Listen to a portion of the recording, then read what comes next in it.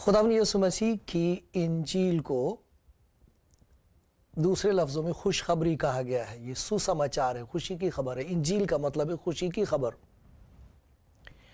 जो यीशु मसीह को जान गया है और जिसकी ज़िंदगी पर सचमुच यीशु मसीह का इख्तियार है और खुदावंद उसके जहन को, उसके दिल को, उसके जिस्म को, उसकी सारी रग़बतों को और ख्वाहिशों को, सब कुछ जो इंसान का है उसे अपने हाथ में लेकर जब इस्तेमाल करता है तो उसकी ज़िंदगी के कामों के वसीले से, उसकी बातों के वसीले से, जो कुछ लोग सुनते और देखते हैं उससे उनके लिए खुशी पैदा होती है और जिसे खुदावंद इस्तेमाल कर रहा है उससे खुशी नसीब होती है।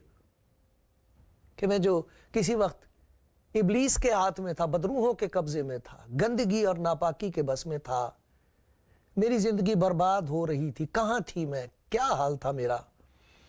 जब वो ये देखता है कि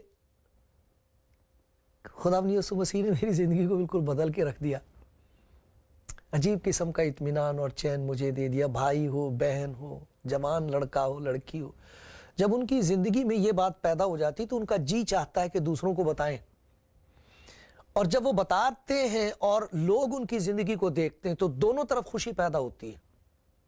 बताने वाले की खुशी बढ़ती है, सुनने वाले के गम दूर हो जाएंगे क्योंकि वो खुदावंद यीशु मसीह पे भरोसा करके हर किस्म की नापाकी, अंधेरे, गम और नाउमीदी के बस में से, इन बदरूहों में से निकल के, छूट के, इनसे आज़ाद होके एक नई खुशी, नया इत्मीनान, ज़िंदगी का नया मकसद पा लेता है। ये उसके लिए खुशखबरी है।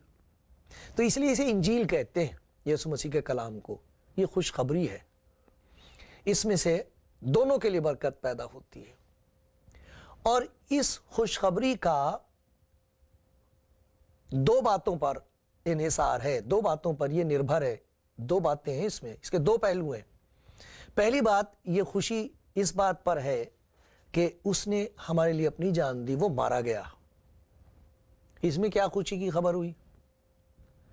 खुशी की खबर यह है कि जब लोग इस बात को पहचान लेते हैं, जैसा खुदा के कलाम में लिखा है कि खुदा अपनी मोहब्बत की खूबी हम पर इस तरह जाहिर करता है कि मसीह जो बेगुनाह था इसलिए गुनाहगार के लिए मारा गया है ताकि हम उस पर ईमान लाके खुदा की मोहब्बत को कबूल कर सकें और उसे हासिल कर सकें और यकीन कर लें कि खुदा मेरे जैसे बदकार को, मेरे जैसे गुनाहगार को इतना प्यार करता है कि उसने अपना इकलौता बेटा दे दिया ताकि जो कोई उस पर ईमान लाए हलाक ना हो बल्कि हमेशा की जिंदगी पाए। तरस रहा है इंसान का दिल मोहब्बत के लिए, ये खरीदी नहीं जा सकती।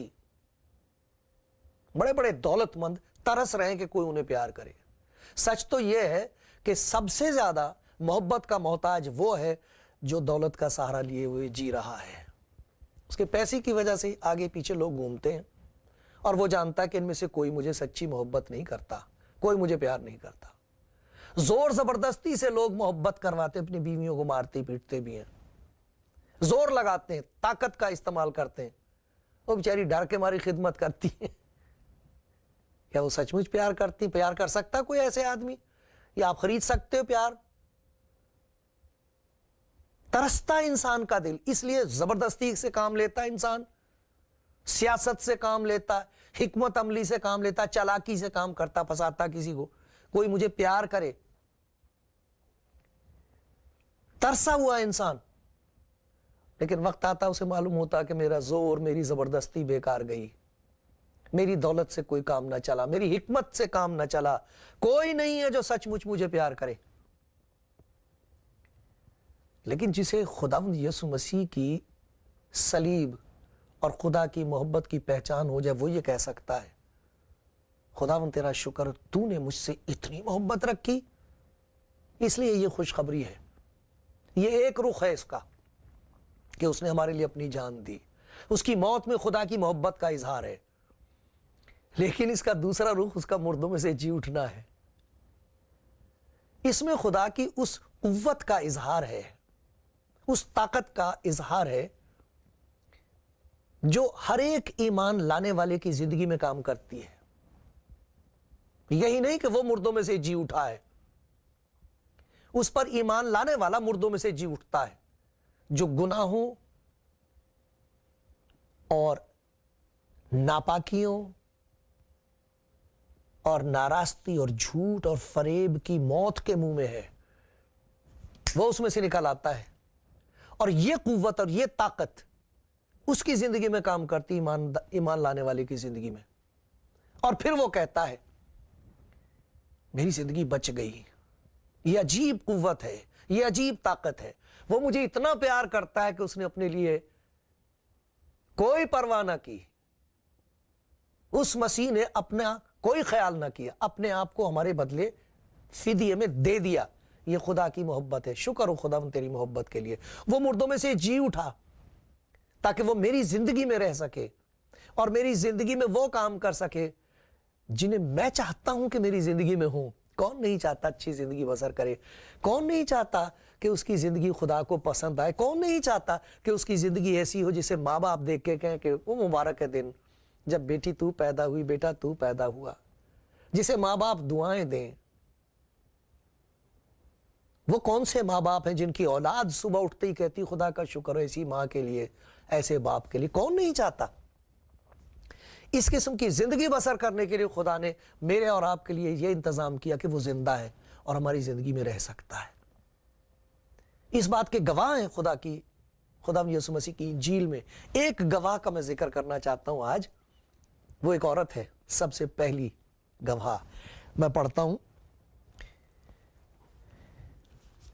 مرقس کی انجیل اور اس کا 16واں باب، اور میں پہلی آیت سے 9 آیت تک پڑھ رہا ہوں. مرقس کی انجیل اس کا 16واں باب اور پہلی 9 آیتیں. یہاں لکھا ہے کہ جب سبت کا دن گزر گیا تو مریم مگدلینی اور یعقوب کی ماں مریم اور سلومی نے خوشبودار چیزیں مول لیں تاکہ آ کر اس پر ملیں، لاش پر. وہ ہفتے کے پہلے دن بہت سویرے جب سورج نکلا ہی تھا قبر پر آئیں اور آپس میں کہتی تھی کہ ہمارے لیے پتھر کو قبر کے منہ سے کون لڑکائے گا. جب انہوں نے نگاہ کی تو دیکھا کہ پتھر لڑکا ہوا ہے کیونکہ وہ بہت ہی بڑا تھا. اور قبر کے اندر جا کر انہوں نے ایک جوان کو سفید جامہ پہنے دہنی طرف بیٹھے دیکھا اور نہایت حیران ہوئی. اس نے ان سے کہا ایسی حیران نہ ہو، تم یسوع ناصری کو جو مصلوب ہوا تھا ڈھونڈتی ہو، وہ جی اٹھا ہے، وہ یہاں نہیں ہے. دیکھو یہ وہ جگہ ہے جہاں انہوں نے اسے رکھا تھا. لیکن تم جا کر اس کے شاگردوں اور پترس سے کہو کہ وہ تم سے پہلے گلیل کو پہنچے گا، وہ تم سے پہلے گلیل کو جائے گا. تم وہاں یعنی گلیل میں جا کر تم وہیں اسے دیکھو گے جیسا اس نے تم سے کہا تھا. وہ نکل کر قبر سے بھاگی کیونکہ لرزش اور ہیبت ان پر غالب آ گئی، اور انہوں نے کسی سے کچھ نہ کہا کیونکہ وہ ڈرتی تھی. ہفتے کے پہلے روز जब वो सवेरे जी उठा तो पहले मरियम मगदलीनी को दिखाई दिया। इन औरतों ने फरिश्ते को देखा, खुदावंद को नहीं। फरिश्ते ने उनसे कहा, वो अपने कहने के मुताबिक जी उठा, देख लो ये जगह, यहां रखा था उसे, तुम उसे ढूंढती हो जो मसलूब हुआ था, वो अपने कहने के मुताबिक जी उठा। ये फरिश्ते ने उनको गवाही दी। नतीजा क्या हुआ? घबराहट, डर, हैबत, खौफ, कपकपी, और भागे वो निकल से कब्र से, और डर के मारे उनका मुंह बंद था। किसी से कुछ नहीं कहा उन्होंने, औरतों ने। यहां लिखा है, हफ्ते के पहले रोज जब वो सवेरे जी उठा तो पहले मरियम मगदलीनी को दिखाई दिया। इन्होंने फरिश्ता देखा। ये औरत सबसे पहली चश्मदीद गवाह है इस बात की कि वो अपने कहने के मुताबिक मुर्दों में से जी उठा, खुदा के फरमान के मुताबिक, नबियों की नबुव्वत के मुताबिक, मसीह की अपनी तालीम के मुताबिक, फरिश्ते की गवाही के मुताबिक। ये चश्मदीद गवाह है सबसे पहली मरियम मगदलीनी। ये कौन थी? इस दुनिया में जब मुकदमे होते तो अदालत में ये देखा करते हैं कि जो गवाही दे रहा है ये है कैसा आदमी, कोई अच्छा आदमी है, इसकी गवाही इस लायक है कि सुनी जाए। बड़ी अजीब बात है कि खुदा ने एक औरत को सबसे पहली गवाह मुकर्रर किया अपनी, और वो भी देखेंगे भी उसकी जिंदगी किस किस्म की औरत है वो। आओ खुदा के कलाम में से देखते मरियम की पहली जिंदगी के बारे में कुछ बताया गया है इसके बारे में। देखिए मरकस की इंजील उसका 16वां बाब, और जो मैंने पढ़ा उसकी 9वीं आयत से देखो क्या लिखा है। लिखा, हफ्ते के पहले रोज जब वो सवेरे जी उठा तो पहले मरियम मगदलीनी को, और ये बताया गया उसकी पहली जिंदगी के बारे में, जिसमें से उसने 7 बदरूहें निकाली थी, दिखाई दिया। उसने जाकर उसके शागिर्दों को जो मातम करते और रोते थे खबर दी, और उन्होंने ये सुनकर कि वो जीता है और उसने उसे देखा है यकीन ना किया। मरियम मगदलीनी पहली गवाह मुकर्रर की गई जिसमें से खुदा यीशु मसीह ने 7 बदरूहें निकाली थी। और जगह भी इसका जिक्र है, लूका की इंजील के 8वें बाब की 2री आयत में भी इसका जिक्र है कि एक औरत थी जिसमें बदरूहें थी और खुदा यीशु मसीह ने इसमें से बदरूहें निकाली थी। देखें लूका की इंजील उसका 8वां बाब और 2री आयत, पहली आयत से पढ़ते हैं। थोड़े अरसे के बाद यूं हुआ कि वो मुनादी करता हुआ और खुदा की बादशाही की खुशखबरी सुनाता हुआ शहर शहर और गांव में फिरने लगा, और वो 12 यानी उसके शागिर्द उसके साथ थे।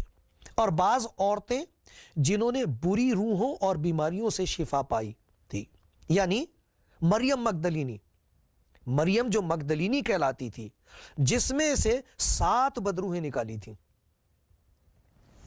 7 बदरूहें थी इसके अंदर। एक बदरू किसी के अंदर हो तो अंदाजा लगाया जा सकता है कि उसकी जिंदगी किस कदर दुखदाई होती है, दुख पैदा करती है। मैंने ऐसे माँ बाप को देखा है रोते हुए, उनकी जवान लड़की में बदरूहें हैं। एक लड़की को मैं याद करता हूं इस वक्त, अजीब किस्म की बदरू उसमें थी। 6-6, 7-7 आदमी उसे काबू नहीं कर सकते थे, ऐसे झटका दे के फेंक देती थी उनको। डॉक्टर्स उसे बस इंजेक्शन लगा के सुला देते थे। कितना गम, कितना दुख। जवान लड़का बदरू है। इंजील में एक का जिक्र है, उसमें बदरूहें थी। कब्रिस्तान में रहा करता था वो, अपने आप को मारता था, नंगा रहता था कब्रिस्तान में, जिंदा दरगोर। बदरूहों का बुरा हाल होता, आसेब ज़्यादा लोग होते हैं, अच्छा खासा आदमी बिल्कुल पागल हो जाता है। इसमें 7 थी। आदमी की तो फिर भी कुछ इज्जत है, पागल भी अगर हो फिर भी वो आदमी है। बेचारी औरत तो अच्छी खासी समझदार को पागल समझते हैं लोग। अच्छी खासी समझदार, पढ़ी लिखी, नेक औरत, उसकी कोई बात नहीं सुनता। उसे कहेंगे इसके तो घुटनों में अकल है। कोई बताएगा कि तुझे तो खामोश रहना चाहिए, तू औरत है। इसमें 7 बदरूहें, क्या हाल होगा बेचारी का। और बदी की रूहें होती हैं, बदरूहें बदी की रूहें होती हैं। جس میں بدرو ہو اس میں نیکی کہاں سے پیدا ہوگی؟ کس قسم کا چال چلن ہوگا بیچاری کا؟ کون پوچھتا ہوگا اسے؟ کون اسے اپنا رشتہ دار مانتا ہوگا؟ کون عزت سے گھر میں بلاتا ہوگا اسے؟ جب اچھی خاصی عورت کو نہیں کوئی پوچھتا تو اسے وہ کون پوچھتا ہوگا جس میں بدرو ہے اور وہ بھی ساتھ؟ یہ آ کے بتا رہی ہے شاگردوں کو. سب سے پہلے خداوند یسوع مسیح نے اس پر اپنے آپ کو ظاہر کیا, ایسی عورت پر. آپ کہو گے یہ بھی کوئی دانائی تھی, اس کی کون سنے؟ بالکل ٹھیک بات ہے, کیوں سنے اس کی؟ پہلی بات تو یہ کہ وہ یوں کہہ رہی کہ وہ مردوں میں سے جی اٹھا. ایک تو جو کچھ وہ کہہ رہی ہے وہ بات انسان کی عقل سے بعید ہے, انسان کی عقل میں آنے والی بات نہیں, انسان کی سمجھ سے پرے ہے یہ بات کہ جسے انہوں نے دفنایا ہے, جسے وہاں قبر میں رکھ کے آئے ہیں, وہ مردوں میں سے جی اٹھا ہے. پہلی بات تو یہ. اور پھر سنو گواہی دینے والی کون؟ یہاں یہ لفظ لکھے ہیں, غور سے لفظ یہ ہے کہ رو رہے ہیں, وہ ماتم کر رہے ہیں, ان کو جا کے یہ عورت کہتی ہے مریم مگدلینی کہ میں نے خداوند کو دیکھا اور اس نے مجھ سے باتیں کی. انہوں نے یہ سن کر کہ وہ جیتا ہے, پہلی بات یہ, اور پھر اس نے اسے دیکھا ہے. کوئی اور دیکھتا تو بات تھی, اس نے اسے دیکھا, یقین نہ کیا. کون یقین کرے گا ایسی عورت کی؟ پھر خداوند نے اسے مقرر کیا. یہ اس کی پہلی زندگی ہے. لیکن ہم یہ دیکھتے ہیں اس کے بارے میں یہ بتایا گیا کہ اس نے اس میں سے 7 بدروہیں نکال دی تھیں. اب اس میں بدروہیں نہیں تھیں. اب یہ آسیب زدہ عورت نہیں ہے, یہ پاگل دیوانی عورت نہیں ہے. اسے خداوند یسوع مسیح کی محبت اور قدرت کا اس کا تجربہ ہوا ہے شخصی. یہ وہ عورت ہے جسے یاد ہے کہ ایک وہ وقت تھا کہ میں پاگلوں کی طرح سڑکوں پر ماری پھرتی تھی اور کوئی میرا پوچھنے والا نہیں تھا. لیکن یہ وہ عورت ہے جس کی رفاقت اور شراکت ایسی عورتوں کے ساتھ ہے جن میں سے خداوند یسوع مسیح کی ماں پاک مریم خود ہے. ان کے ساتھ ہے وہ. ذرا دیکھو اس کی رفاقت. مرکز کی انجیل اس کا 15واں باب اور 39 آیت سے.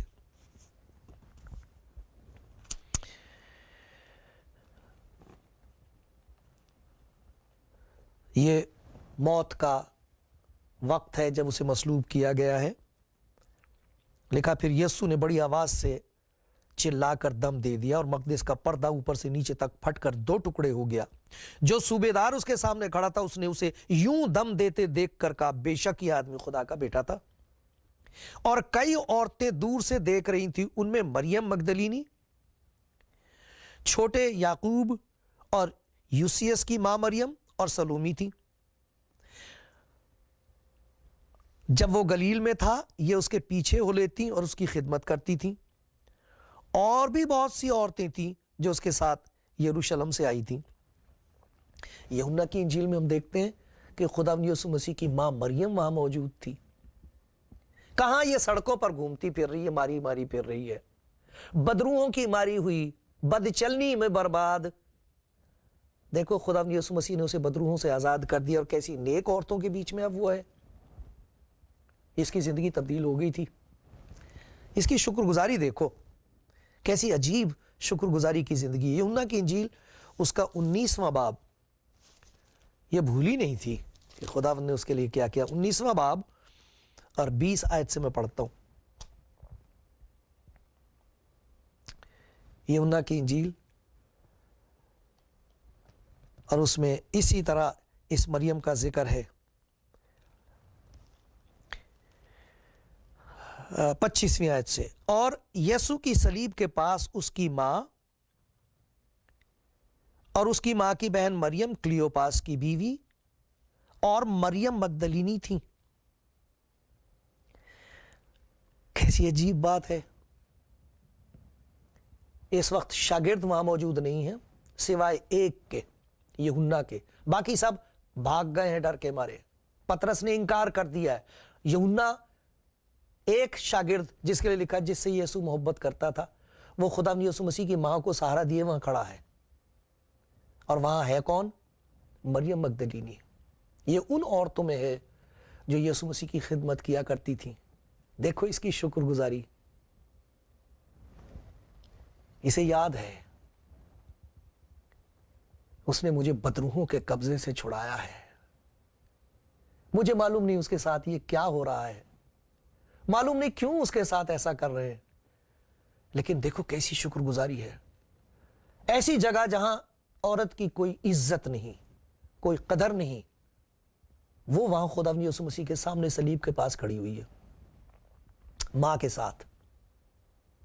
ماں اپنی ممتا کی وجہ سے وہاں ہے، یہ اپنی شکر گزاری کی وجہ سے وہاں ہے.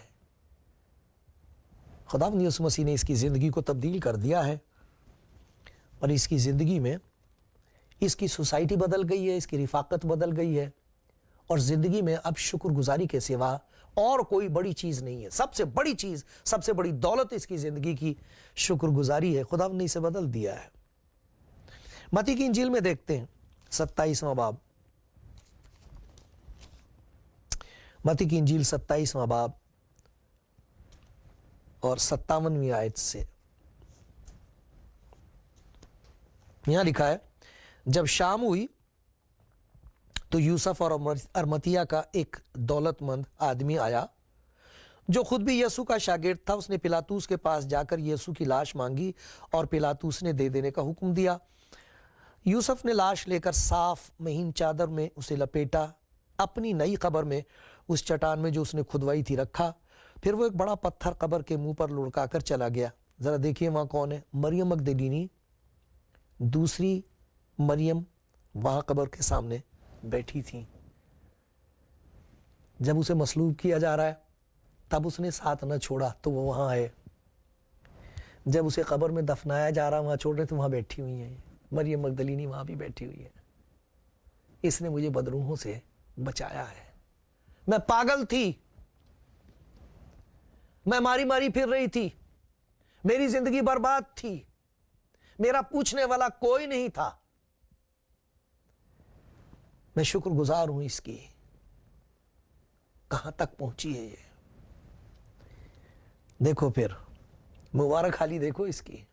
ہم نے اس کی زندگی دیکھی، ہم نے اس کی زندگی کی تبدیلی دیکھی، ہم نے اس کی شکر گزاری دیکھی.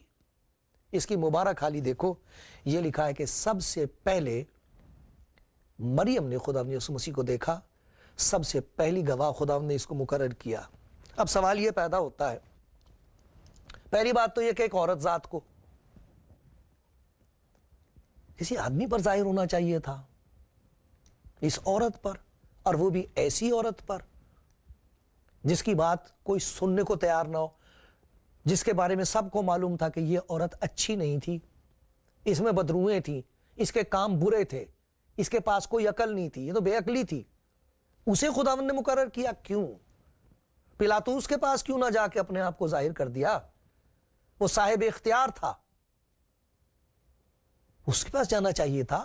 سردار کاہنوں پر اپنے آپ کو ظاہر کرنا چاہیے تھا، انہیں گواہ مقرر کرنا چاہیے تھا. آپ نے کبھی ایسا سوچا ہوگا؟ خدا کی قدرت عجیب ہے، اس کی حکمت کو کون سمجھ سکتا ہے؟ عورت ذات، وہ بھی ایسی عورت کیوں؟ کوئی صاحب اختیار کیوں نہیں؟ بات یہ ہے کہ خدا کی جو سچائی ہے، اس کی جو حقیقت ہے، اسے سیاست کا سہارا لینے کی ضرورت نہیں ہے، اسے دولت کا سہارا لینے کی ضرورت نہیں ہے. یہ حقیقت دولت کی محتاج نہیں، حکومت کی محتاج نہیں، کسی سیاست کی محتاج نہیں. خدا ان کو استعمال کرتا ہے جن کی زندگی میں اس کی قدرت نے کام کیا ہے، وہی اس کے گواہ ہو سکتے ہیں. ان کی گواہی میں تاثیر ہے، ان کی گواہی میں طاقت ہے، ان کی گواہی سن کر لوگوں کی زندگیاں تبدیل ہوتی ہیں. ایک اور بات دیکھو، ہم دیکھتے ہیں پہلا کرنتھیوں، کیوں ایسا خدا نے کیا، اور اس کا پہلا باب، پہلا کرنتھیوں اس کا پہلا باب. آپ کے پاس انجیل نہیں، آپ ضرور خرید لیں. پہلا کرنتھیوں پہلا باب، اور میں پڑھ رہا ہوں 18ویں آیت سے. کیونکہ صلیب کا پیغام ہلاک ہونے والوں کے نزدیک تو بے وقوفی ہے، مگر ہم نجات پانے والوں کے نزدیک خدا کی قدرت ہے، کیونکہ لکھا ہے کہ میں حکیموں کی حکمت کو نیست اور عقل مندوں کی عقل کو رد کروں گا۔ کہاں کا حکیم، کہاں کا فقی، کہاں کا اس جہان کا بحث کرنے والا؟ کیا خدا نے دنیا کی حکمت کو بے وقوفی نہیں ٹھہرایا؟ اس لیے کہ جب خدا کی حکمت کے مطابق دنیا نے اپنی حکمت سے خدا کو نہ جانا تو خدا کو یہ پسند آیا کہ منادی کی بے وقوفی کے وسیلے سے ایمان لانے والوں کو نجات دے۔ چنانچہ یہودی نشان چاہتے ہیں، یونانی حکمت تلاش کرتے ہیں، مگر ہم اس مسیح مصلوب کی منادی کرتے ہیں جو یہودیوں کے نزدیک ٹھوکر اور غیر قوموں کے نزدیک بے وقوفی ہے، لیکن جو بلائے ہوئے ہیں یہودی ہوں یا یونانی، ان کے نزدیک مسیح خدا کی قدرت اور خدا کی حکمت ہے، کیونکہ خدا کی بے وقوفی آدمیوں کی حکمت سے زیادہ حکمت والی ہے، اور خدا کی کمزوری آدمیوں کے زور سے زیادہ زور آور ہے۔ آئے بھائیوں اور بہنوں، اپنے بلائے جانے پر تو نگاہ کرو کہ جسم کے لحاظ سے بہت سے حکیم، حکمت والے، بہت سے اختیار والے، بہت سے اشراف جنہیں اپنی راست بازی پر بھروسہ ہو، وہ نہیں بلائے گئے، بلکہ خدا نے دنیا کے بے وقوفوں کو چن لیا کہ حکیموں کو شرمندہ کرے۔ خدا نے دنیا کے کمزوروں کو چن لیا کہ زورآوروں کو شرمندہ کرے۔ خدا نے دنیا کے کمینوں، حقیروں، بلکہ بے وجودوں کو چن لیا کہ موجودوں کو نیست کرے۔ کیوں؟ تاکہ کوئی بشر خدا کے سامنے فخر نہ کرے۔ لیکن تم اس کی طرف سے مسیح یسوع میں ہو، جو ہمارے لیے خدا کی طرف سے حکمت ٹھہرا، یعنی راست بازی اور پاکیزگی اور مخلصی، چھٹکارا، تاکہ جیسا لکھا ہے ویسا ہی ہو کہ جو فخر کرے وہ خداوند پر فخر کرے۔ اس بیچاری عورت کے پلے کیا ہے؟ اسے کون پوچھتا ہے؟ اسے خدا نے کیوں چنا؟ اس لیے چنا تاکہ انسان اس پر بھروسہ نہ کر سکے کہ یہ عورت بڑی دانا تھی، بڑی سمجھدار تھی، بہت ہی واقعی قابل بھروسہ گواہ ہے، اس پر نہیں، بلکہ اس حقیقت پر جس کا تجربہ ہر عورت کر سکتی ہے، ہر کمزور عورت کر سکتی ہے، ہر ایک میری بہن کر سکتی ہے، جسے برباد کر دیا ہے کسی نے، زناکاروں نے جس کی عزت لوٹ کے پھینک دیا ہے، وہ کر سکتی ہے، وہ گواہ بن سکتی ہے اور کہہ سکتی ہے جب سے پیارا یسوع میری زندگی میں آیا میری زندگی بدل گئی۔ اور ایسی گواہیوں کو خدا استعمال کر رہا ہے، چاہے وہ بھائی ہوں چاہے بہنیں ہوں، اس کے نام کی تمجید اور مبارک، عزت، بزرگی اور تمجید کے لائق وہی ہے، وہی مبارک ہے۔ آمین۔